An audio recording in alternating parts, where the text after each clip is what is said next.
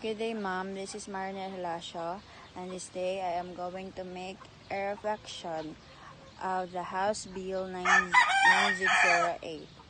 So, the House Bill 9608 there's a lot of reason why it is amended, but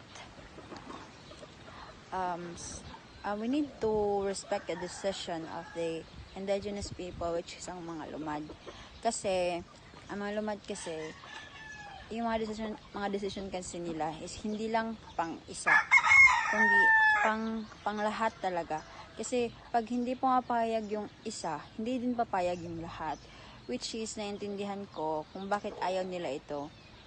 And base naman doon, it is really need to cooperate with the legislature because it is amend, hindi basta-basta ito. So as what I've said, we need to respect the decision of the indigenous people para mas maganda ang daloy ng pakikutungo ng mga lumalis. Let's go. Thank you.